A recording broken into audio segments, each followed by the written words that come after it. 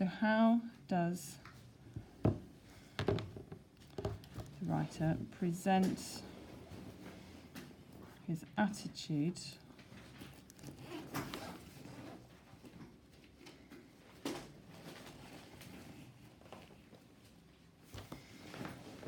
towards the death of Marilyn Monroe? Now, based on all the other stuff that we've covered, what's that question about? And it's a trick question. It's a very easy answer, but it's hard to work it out. So think. What is the question about? How he views her, basically, isn't it? Yeah. Almost. It's a little bit more specific than that. How she's just normal like everybody else. No.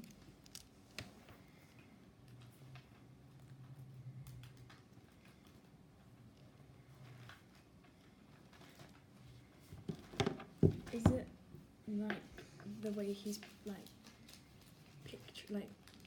presenting her? That's the how. What's the question about? What's the main verb in that question? How? It's not a verb. You can't be howing. Present. Nope. Yeah. Nope. You can't be deathing. Towards? Can't be towarding. But That's a preposition. present.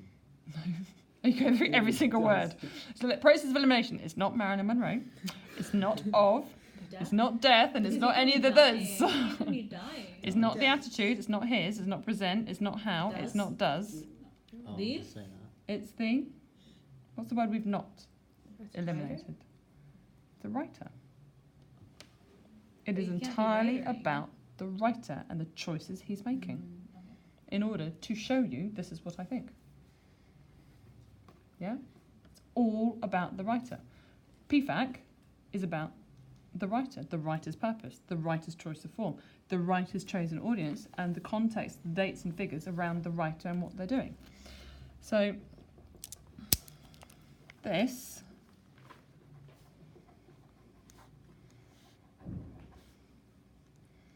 is your question focus. So if we were to rewrite the question,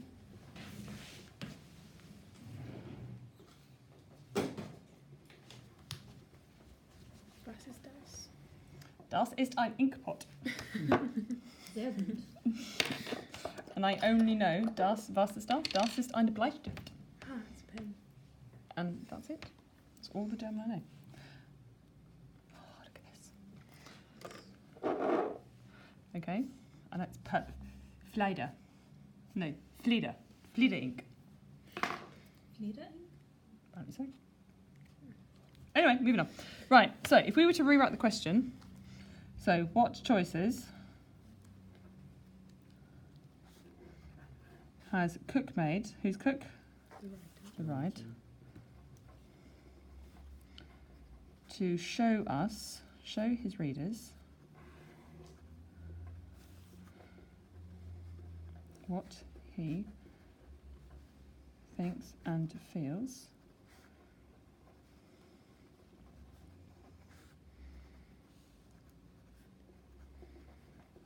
Marilyn Monroe. That's what the question is. The exam board is not going to make it that easy for you, so you need to work out what it is. This is what we call exam literacy.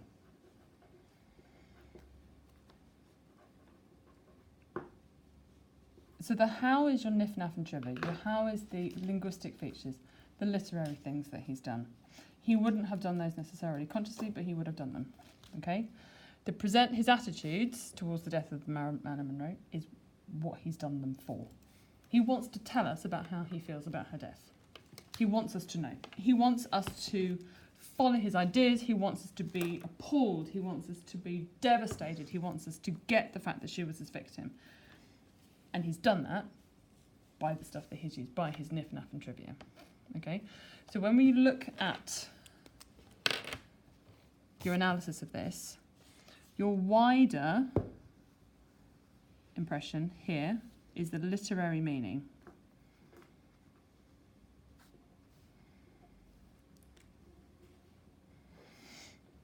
Okay, that then takes you down to linguistics.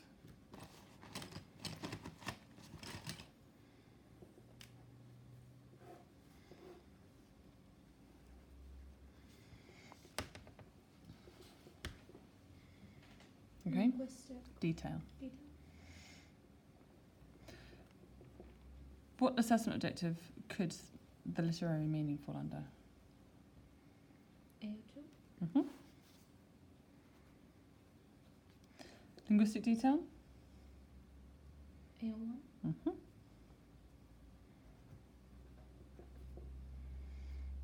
And on the way? AO3. Yeah.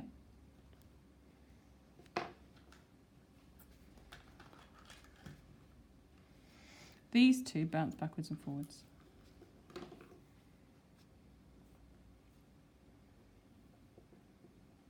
What we don't need to do is we don't need to feature spot.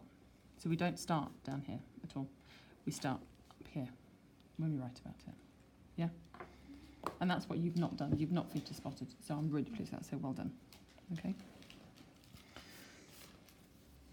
When we annotate, what do we actually do? Feature spot. We feature spot. We do the reverse. Okay? So that's the writing of it. So that is how your structure needs to fall. Okay? When we move into having the second text, all of that, you then make links to AO4. And then you do it again. Okay? It gets quite repetitive. However, what you can then find is that these two begin to blend. And actually this can sometimes jump up here. And that can sometimes go there entirely on its own. And as you get more confident, as your ideas begin to develop and become quite fluid, you will navigate your way around those assessment objectives in your own way. And that's quite unique to you as a writer. What I'm not ever going to give you is I'm not going to give you a formulaic structure. The exam board absolutely despise them. I'm not very comfortable with them. But if you follow the assessment objectives, the whole purpose behind the specification is meaning making. Okay, and it's the process of making that meaning, establish that meaning, and how on earth have they done that? So that then creates a really quite nice idea.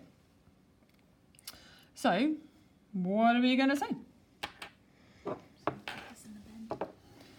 Don't forget, we follow what, how, why. Okay, these two can frequently blend in together. What assessment objective does the what follow or tend to?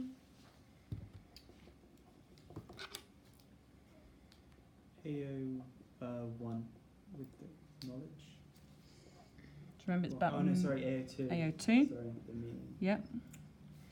How and why? AO1. Yep, and then an AO. AO3.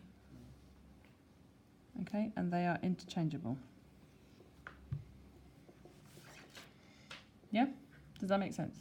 Okay, and that's how you've done it, which is really, really good. So well done. Now, one thing that you need to make sure that if you get the Edward letters, for example, I don't think you will because they've come up. They came up as an AS in 2019.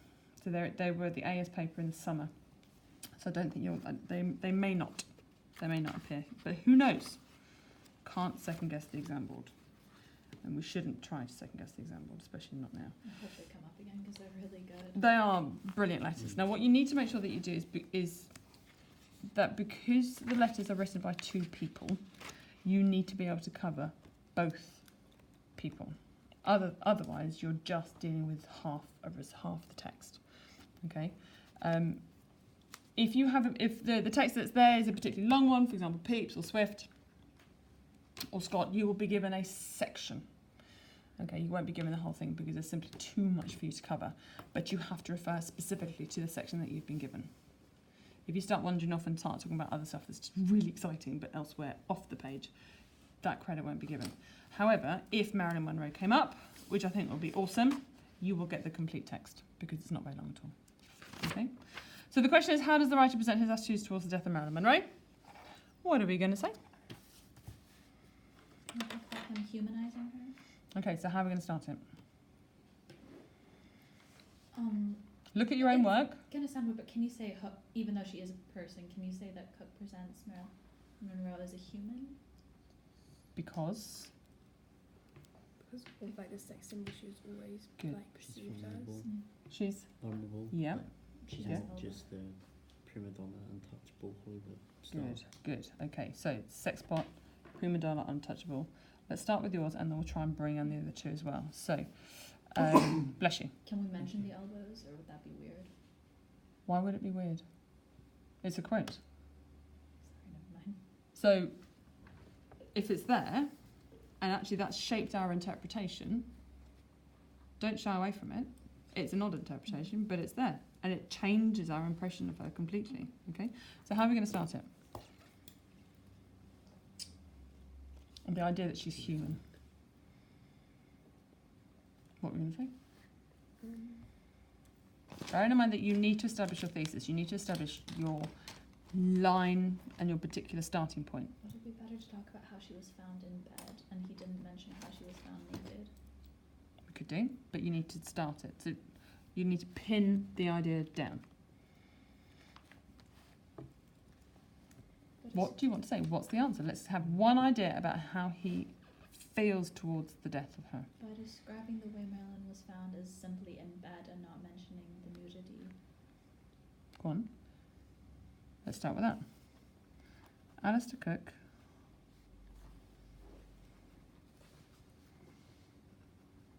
This is where it gets exciting. Dip the pen in. How cool is that?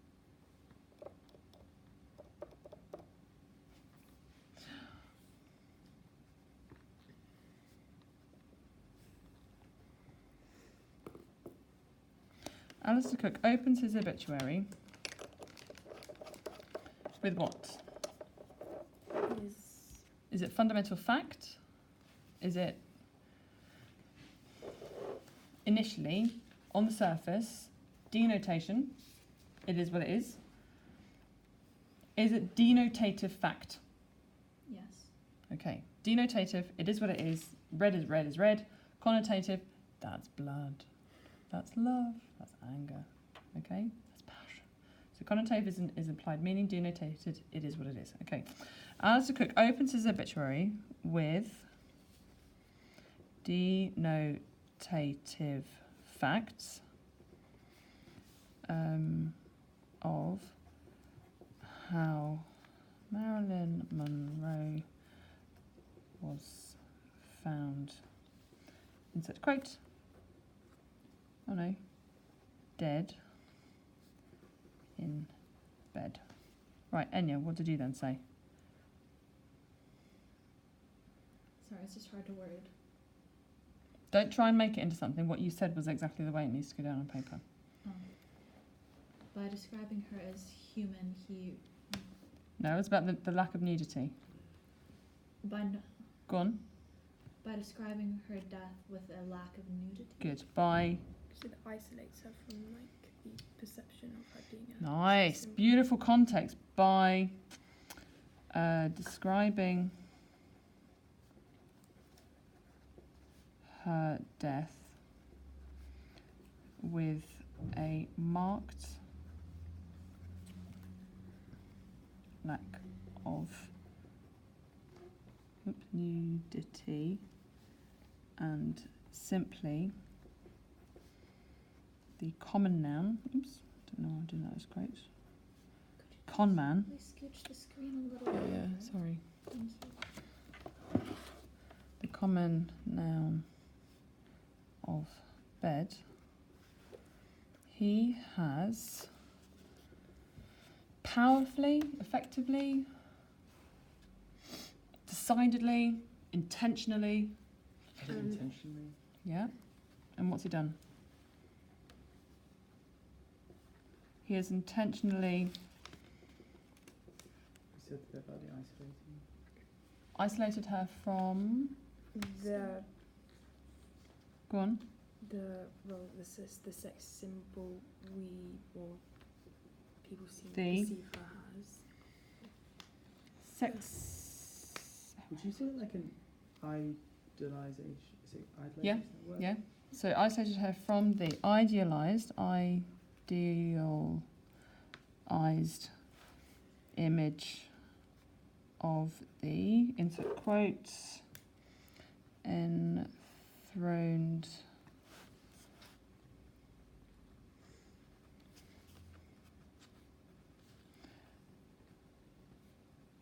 sexpert of the Western world.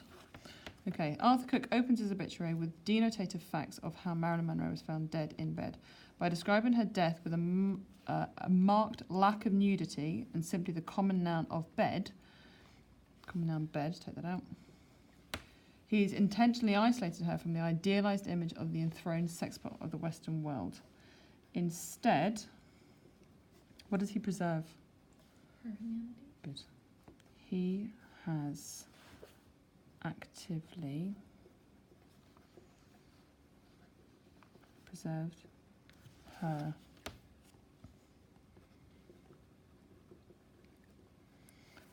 humanity and privacy. More her like dignity. Okay. And dignity. Nice. Can we say anything about the elbow? Do we need to say anything about the elbow? I don't think so, not here. Okay, that's fine. If we want to bring up how he preserves her further, we can bring it up again later. Okay. So just because the annotation is there doesn't mean we then need to completely over-egg the idea. So your response is going to be really quite fluid and quite organic, and every time you write a response in this, you may then go at it at a slightly different angle and bring up slightly different points. And again, 85 to 90% of the annotations we have you won't need. However, the annotation is there to give you this complete picture about what's going on. Okay? So that's fairly decent, actually. And in an hour where you've got to then compare another text, you're not actually writing a huge amount about either text at all. The exam board are happy for there to be an imbalance, that you like 60-40. 60-40 with the anthology to the unseen, simply because you haven't had the time to go through the unseen and you're basically shooting from the hip.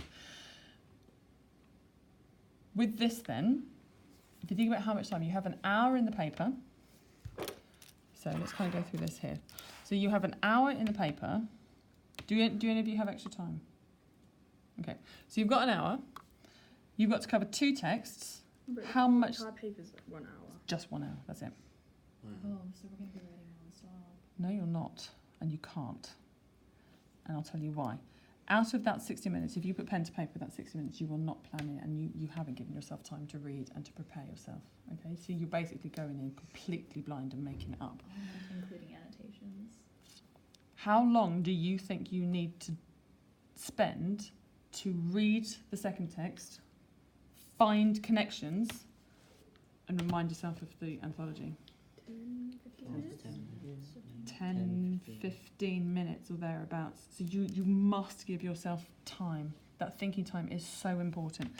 So you're looking at 10 to 15 minutes, depending how fast you are as a reader, to plan and to annotate. I think the recording has Yeah. stopped. No, we're still going. No, we're still there. It's okay.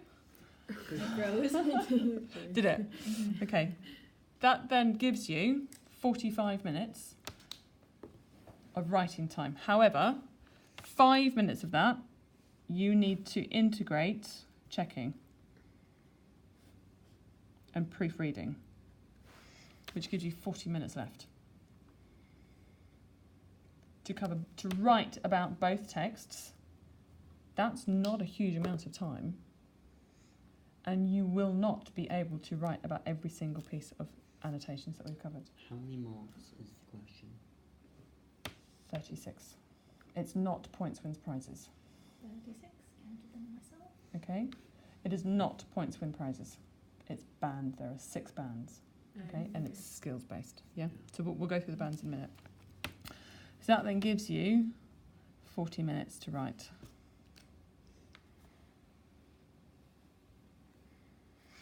Okay? That writing time, your pen isn't on the paper for 40 minutes. because those 5 minutes integrated proofing allow you to do what we've just done. Pause, take your pen off the paper and reread what you've written. No, that doesn't make sense. We've taken that out. Keep going. What am I thinking of? Okay, and then you continue. So that 5 minutes allows you to be able to craft effectively for 40. Okay, do not leave in any of these essays and across your A-levels in general, do not leave 5 minutes at the end to check, because that's too late. Because you've written an essay already, and if you've made a serious mistake in paragraph 1, and the rest of your answer is shaped around that, You're kind of screwed at that point. I was going to say stuck, but your words. Okay. Yeah, does that make sense? Okay. So actually the prep, I'm not going to give you a time limit because you need to craft a response. Between now and that exam, all of the stuff we write for the anthologies, because we have 100% over control of the anthology, is crafted paragraphs. Really, really carefully nurtured bits of writing that are so pinpoint sharp that we can't do anything more. They don't have to be particularly long, because the next bit you then bring in your comparison piece for your second piece. Yeah? Remember, it's about 60-40 for where we're going. So within that one, that's roughly your ratio. Okay, roughly 60-40. So let's go through this and try and work out where our assessment objectives lie. Because what would then need to happen here is that for our answer, you have a bridging statement, a bridging comment, which is the opening of your next paragraph, but bridges you into the next text. Okay, so the next text will be something connected similar to this one, and allows you to draw a connection. It's not a comparison, it's a connection. It will be connected by theme, by sort of topic, so here attitude towards something, or rather. Okay, I've got a text that will give you an attitude towards her life rather than her death, but it's an attitude. That's the connection. Are we given the extra? Yes, you are. Okay. Yeah, but they're completely unannotated, they're completely clean. Yes. They're given the That extra. way you don't have to memorize quotes. You need to be able to remember them enough that you can go, right, I'm going to go for that one, that's annotations. So you remind yourself of your anthology text. That shouldn't take you very long. Don't annotate anything yet. And then while you're reading the second one, you're looking back at your own anthology and say, oh, yeah, I'm going to do that one. Yeah, now that links to this point here. That's your connection. That's incredibly organic. And that is difficult to teach. And there isn't a right or wrong answer or way of doing that, because it depends entirely on what you get. Yeah, but it's the practice of making those connections which we will be doing later. Okay, so different colours. Let's work on these assessment objectives. Okay, so I'm going to do green for AO1. Are we still recording? Yes, we are. Red for AO2. And then blue. Okay, no, it might be black actually on this one here. For me, for AO3, because it'd be slightly easier to see. Okay, so what I want us to do then is to annotate and try and block off so you can see how it all pieces together, and that you can't compartmentalise, you cannot separate either of them.